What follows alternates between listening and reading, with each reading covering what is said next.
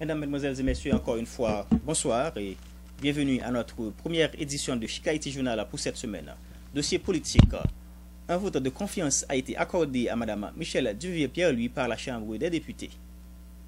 La Chambre des députés a approuvé dans la soirée du 29 août 2008 la déclaration de politique générale de la Première ministre ratifiée à l'issue d'une séance qui a duré environ 9 heures.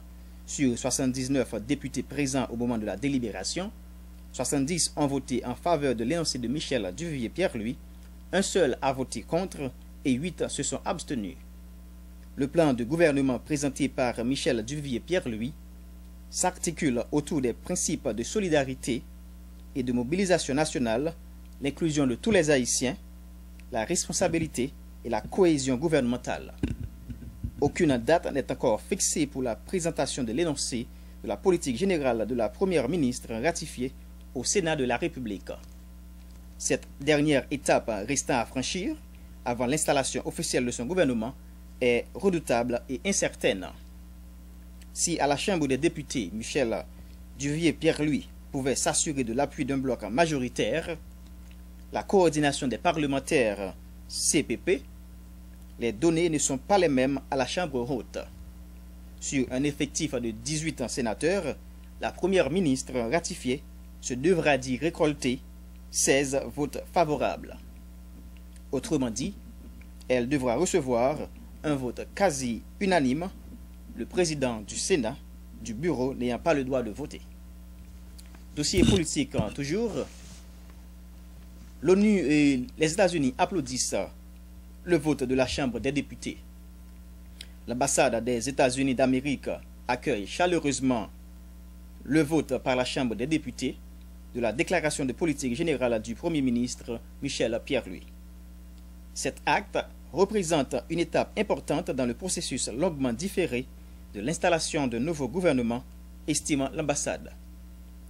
Elle rappelle que l'impact de l'ouragan Gustave sur Haïti souligne clairement les besoins urgents pour un gouvernement fonctionnel en place, capable de répondre aux besoins pressants du peuple haïtien, aussi bien aux défis à long terme auxquels fait face le pays.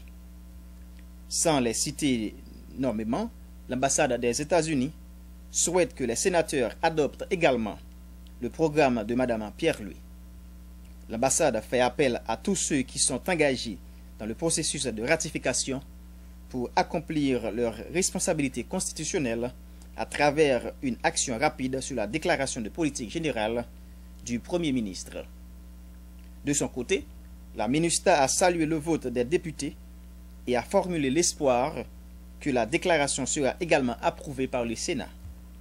Le pays a aujourd'hui la possibilité de sortir de la crise politique et institutionnelle dont il souffre depuis plus de 4 mois et demi. Il importe en effet de permettre au gouvernement de se mettre au travail et de répondre aux besoins pressants de la population haïtienne, notamment après les pertes en vie humaine et les dégâts matériels importants causés par le cyclone Gustave, lit-on dans la note de la MINUSTAH. Selon la mission de l'ONU, le moment est venu pour l'ensemble des acteurs politiques d'assumer leurs responsabilités dans l'intérêt supérieur du pays et du peuple haïtien qui attend des solutions aux problèmes sérieux auxquels il est confronté, en particulier ceux liés à la rentrée scolaire et à la cherté de la vie. Mesdames, Messieurs, nous allons observer une pause et nous revenons dans un instant.